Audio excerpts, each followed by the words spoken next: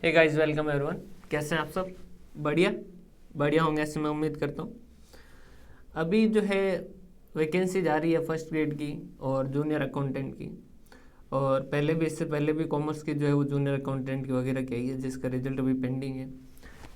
अभी सबसे बड़ी दिक्कत ये होती है कि जो हम पढ़ते हैं वो हम थोड़ा सा ऊपर के लेवल का पढ़ते हैं और जो बेसिक है वो छोड़ रहे हैं, और उस वजह से क्या होता है, हर स्टूडेंट की प्रॉब्लम है कि वो बेसिक जो है उसका कमज़ोर रहता है, और उस वजह से क्वेश्चन जो वो उसके गलत होने के चांसेस ज़्यादा हो जाते हैं। कि सर हम जो है वो पढ़ के गए थे, वो तो बहुत एक्सट्रीम तैयारी करके गए थे, लेकिन क्वेश्चन जो वो ऐसे पूछे गए जो हमने अच्छे अच्छे बुक्स पढ़ी, लेकिन उसमें भी इस तरीके की बात जो वो नहीं लिख रखी थी। फॉर एग्जाम्पल सीक्रेट रिजर्व की अगर बात करें जैसे, तो सीक्रेट रिजर्व ये वर्ड आपको 11th-12th की बुक्स में तो देखने को मिलेगा, लेकिन बाद की अगर कोई भी कॉलेज की लेवल की बुक देखेंगे तो उसके अंदर अमूमन नहीं देखने को मिलता है।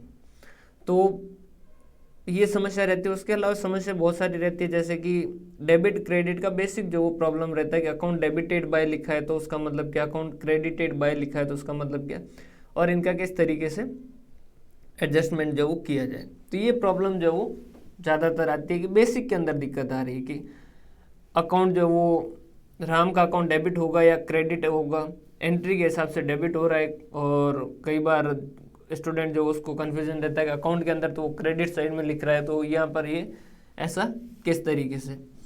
तो इन सब समस्याओं को देखते हुए जो भी आप कॉमर्स की जो भी प्रिपरेशन कर रहे हैं उसके लिए हम क्या कर रहे हैं, एक नई सीरीज जो शुरू कर रहे हैं जिसके अंदर 11th और 12th की जो बुक्स है उससे आपको पढ़ाया जाएगा। जो भी 11th और 12th की बुक्स जो है उनके अंदर जो जो लिखा है वो सारा का सारा आपको पढ़ाया जाएगा।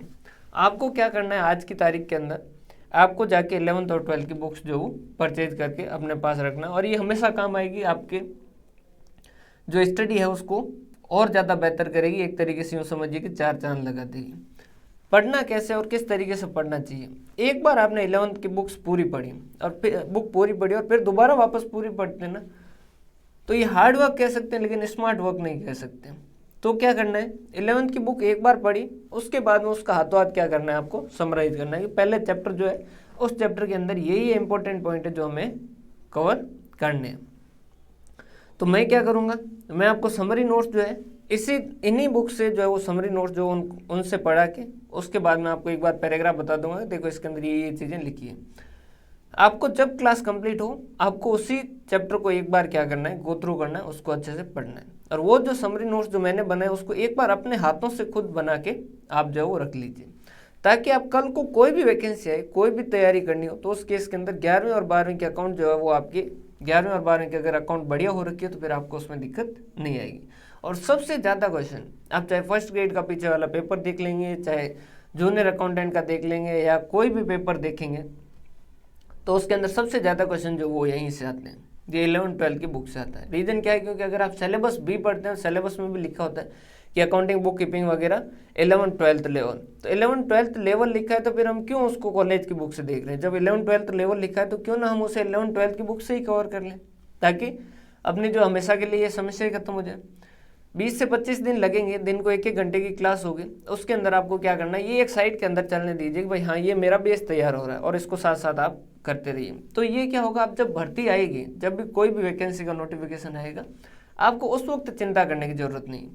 किताब अगर आप हिंदी मीडियम में है, पहली बात, अगर आप इंग्लिश मीडियम है तो इंग्लिश मीडियम की बुक लें, अगर आप हिंदी मीडियम है तो हिंदी मीडियम और इंग्लिश मीडियम दोनों की बुक लें 11th और 12th की। कारण समझिए, क्योंकि आगे कोई भी अच्छी बुक आती है तो वो हमेशा हिंदी में कम आती है और इंग्लिश के अंदर ज़्यादा आती है, और तो और कई जगह तो पेपर जो होते हैं वो गूगल ट्रांसलेट से सीधे ट्रांसलेट किए जाते हैं। जैसा इस बार का नेट का पेपर अगर आप देखोगे, तो जब मैंने नेट का पेपर इस बार देखा तो मेरे को खुद को लगा कि यार ये ऐसा कैसे हो सकता है कि भाई जो है वो गूगल ट्रांसलेट से कर रहा है, मतलब उसकी ट्रांसलेशन भी आती है दूरी इस तरीके से, लेकिन ये ऐसा होता है।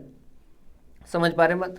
तो हिंदी में बुक्स जो है वो बहुत मुश्किल से मिलती है, तो आप क्यों ना इस 11th-12th के साथ आप अपनी इंग्लिश भी थोड़ी इम्प्रूव कर लें। तो आप जैसे मैंने जो है 10वीं तक मेरा खुद का जो वो हिंदी मीडियम था, प्रॉपर प्योर हिंदी मीडियम, मतलब जहाँ इंग्लिश जो वो इंग्लिश को भी आंग्ल भाषा कहा जाता है, इस तरीके के जो हिंदी मीडियम स्कूल है उसके अंदर पढ़ा हुआ था। मतलब हिंदी काफ़ी शुद्ध, बहुत बेहतरीन शुद्ध, और इंग्लिश जो वो बहुत कमज़ोर थी। इस तरीके का बैकग्राउंड से था। लेकिन 11th के अंदर जब मैंने सोचा कि यार इस बार तब थोड़ा मूव कर देना चाहिए, और 11th के अंदर मैंने इंग्लिश मूव किया, और यकीन मानिए 15-20 दिन के बाद में इसमें बिल्कुल भी प्रॉब्लम नहीं आएगी कि आपकी हिंदी मीडियम है या इंग्लिश मीडियम, क्योंकि आपको समझ दोनों आनी चाहिए, ताकि कोई ढंग का कंटेंट अगर इंग्लिश में भी मिले तो भी आप पढ़ पाएँ और हिंदी में मिले तो भी आप पढ़ पाएँ। तो इंग्लिश मीडियम के जो है स्टूडेंट है वो 11th और 12th की बुक्स जो है वो इंग्लिश में लिखे हैं, हिंदी मीडियम वाले हिंदी और इंग्लिश दोनों में लिखे हैं। थोड़ा सा आपका एफर्ट लगेगा कि आपको जब पढ़ाया उसके बाद में पूरा चैप्टर एक बार पढ़ना है। अगर इंग्लिश मीडियम है सीधा इंग्लिश मीडियम वाली बुक से पढ़ लीजिए, और हिंदी मीडियम वाले तो हिंदी मीडियम और इंग्लिश मीडियम दोनों की बुक से पढ़िए, ताकि आपका बेसिक इंग्लिश भी जो है वो थोड़ा स्ट्रॉन्ग हो जाए। अगर आप गौर करेंगे तो आपको पता है कि भाई अगर इससे कॉमर्स से रिलेटेड कोई भी भर्ती आएगी तो उसके अंदर ये तो ज़रूर होंगे, तो क्यों नहीं ऐसे सब्जेक्ट जो हमेशा होंगे ही होंगे उनको अपन अच्छे से तैयार करते हैं। और अगर इसका रेस्पॉन्स अच्छा रहता है और आप लोग ज़्यादा सहयोग करते हैं, आप लोग ज़्यादा लोगों के साथ शेयर करते हैं, ज़्यादा लोग हैं जो इसके अंदर आते हैं, तो ये सीरीज़ जो मैं स्टेट्स की किताब है उसके लिए भी लेके आऊँगा। तो ये आप पे डिपेंड करता है कि ये आगे इसको किस तरीके से करना। यूट्यूब पे रखेंगे अपन क्लास, फ्री ऑफ कॉस्ट रखेंगे, इसके अंदर कोई भी चार्जेस नहीं है। 11-12 की जो बुक है ये, इससे जो भी आपके चैप्टर है वो अपन सारे के सारे जो आपको एक बार फ्री करवाएंगे। लेकिन इसमें शर्त ये है कि आपको अपने साथियों के साथ शेयर करना है। अगर आपका रेस्पॉन्स अच्छा रहा तो उस केस के अंदर तो मैं इसे यूट्यूब पे रखूँगा लाइव, और अगर नहीं रहता रेस्पॉन्स अच्छा तो फिर ऐप के अंदर नॉर्मल जिस तरीके से होता है वैसा होगा। तो ये आपके ऊपर है कि आप कितने लोगों के साथ इसको शेयर करते हो, कितना इस जो है, देखिए हमारा प्रयास जो कब सफल होगा, अब हम आपकी जगह एग्ज़ाम तो दे नहीं सकते, एग्ज़ाम तो आपको देना है, तो ये आपकी जिम्मेदारी है कि आप खुद तैयारी अच्छी करें, और इसके साथ साथ हमारे प्रयास को थोड़ा सा सराहना भी दें कि भाई हम ये जो है बढ़िया कर रहे हैं। उस केस के अंदर आप अपने साथियों के साथ भी शेयर करें। देखिए जैसे 11th जो है ये अकाउंट्स की किताब है, तो ये 11th board of secondary education Rajasthan Ajmer, इससे अपन कवर करेंगे। NCERT से करो या इससे करो, दोनों से बात सेम ही है, दोनों एक जैसी बुक है, कोई खास फर्क नहीं है। इसमें देखिए मैं बुक के साथ साथ क्या करूँगा, जैसे इसके अंदर कोई चैप्टर पढ़ेंगे तो एक तो चैप्टर जो पढ़ रहे हैं वो तो चैप्टर पढ़ेंगे, इस बुक से पढ़ेंगे जो पढ़ेंगे, उसके अलावा कुछ एडिशनल पॉइंट अगर NCERT की बुक के अंदर दे रखा है तो वो भी साथ में लिखेंगे। इसके अलावा अगर कोई और इसके अंदर कोई ऐसा पॉइंट है जो हमें लगता है कि और एक्स्ट्रा जो है वो आपको पढ़ना चाहिए, तो वो पॉइंट भी आपको यहाँ पर साथ ही साथ बताऊँगा। तो एक बार जब आप ये पूरा कवर करके निकलेंगे तो आप यकीन मानिए कि आपका बहुत बेहतरीन तरीके से अकाउंट हो जाएगी, और बेसिक जो वो बहुत अच्छा हो जाएगा। कि आपका BRS जब पढ़ रहे हैं तो पासबुक के अंदर डेबिट किया है तो बड़ा है, या क्रेडिट किया है तो बड़ा है, क्या हुआ है, किस तरीके से हुआ, ये इस तरीके के कन्फ्यूजन नहीं आएंगे। अकाउंट को डेबिट किया है तो क्या होगा, क्रेडिट किया है तो क्या होगा, बैलेंस कैरिड फॉरवर्ड लिखा है, भाई बैलेंस जो लास्ट में तो कैरी फॉरवर्ड लिखा है, और दूसरा जस्ट उसके ऑपोजिट साइड में ब्रॉड फॉरवर्ड लिखा है, तो उसे बाय साइड वाला लिखें या टू साइड वाला लिखें, कौन सा माना जाएगा, अगर सीधा लिखा है तो किस तरीके से पढ़ा जाएगा। बिल्कुल बेसिक से अपन सारी बात जो है वो करने जा रहे हैं। तो आपकी जिम्मेदारी क्या है कि आप अपने साथियों के साथ इस जो मुहिम है उसको ज़्यादा से ज़्यादा लोगों के साथ शेयर करें। ये बुक है जो ऑनलाइन भी ले सकते हैं आप। ऑनलाइन जब आप करेंगे NCERT की बुक अगर डाउनलोड करनी तो NCERT ई बुक्स जो डाउनलोड करके लिखोगे अगर गूगल पे तो आपको वो साइट पे पहुंचा जाएगा। 11th की जो बुक है वो आपको वहाँ से 11-12 की मिल जाएगी।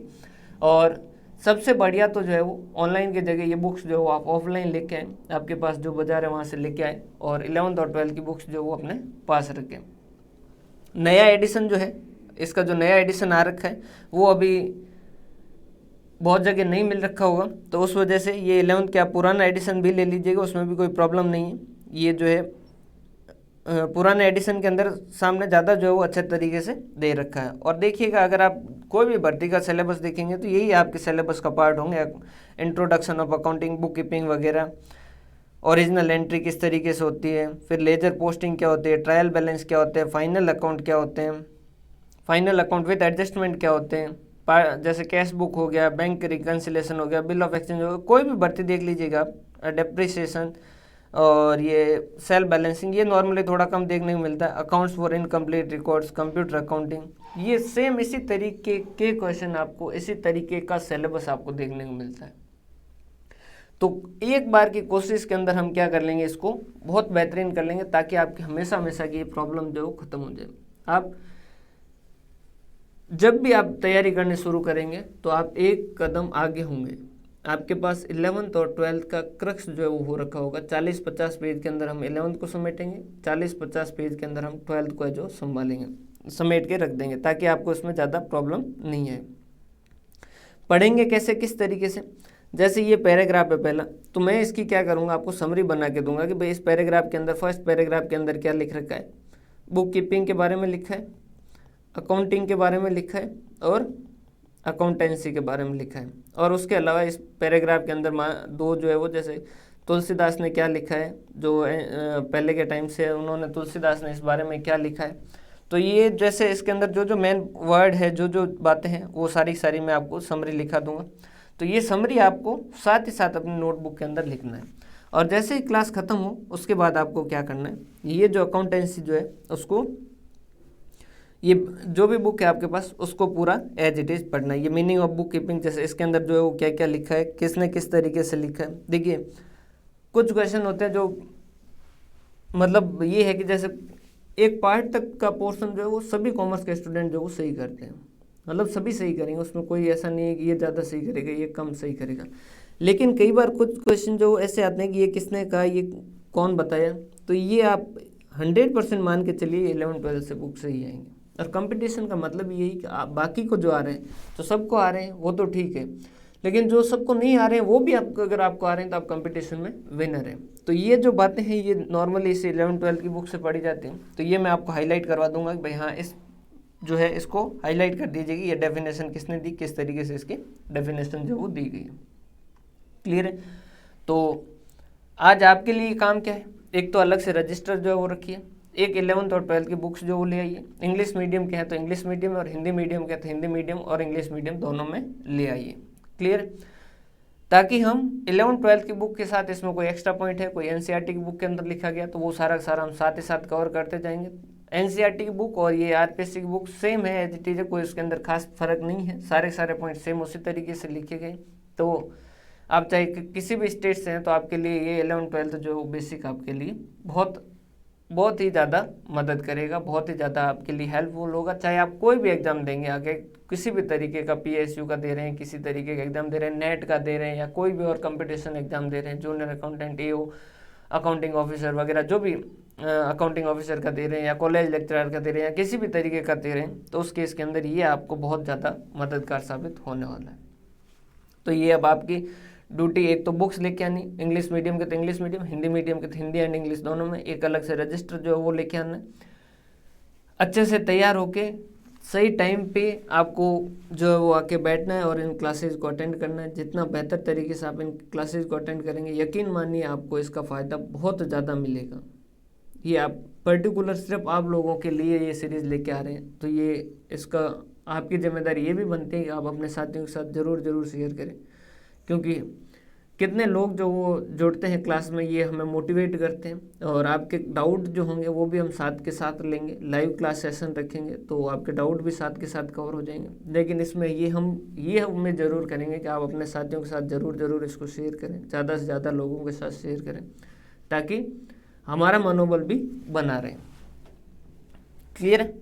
तो ये सारी बातें, और अपन ये जो है वो कल से शुरू करेंगे। टाइमिंग जो है वो डिस्क्रिप्शन के अंदर जो आपका टेलीग्राम का लिंक दे रखा है, हमारे जो टेलीग्राम लिंक दे रखा है जो हमारे चैनल का, उसके अंदर रहिएगा, तो आपको टाइमिंग जो वो शेयर कर दी जाएगी, तो उसके हिसाब से आप उस टाइम पे आके ज्वाइन कर दीजिएगा। और कोशिश कीजिएगा कि लाइव आए, साथ ही साथ आए, ताकि आपके कोई डाउट हो तो वो भी साथ के साथ कवर होते जाए।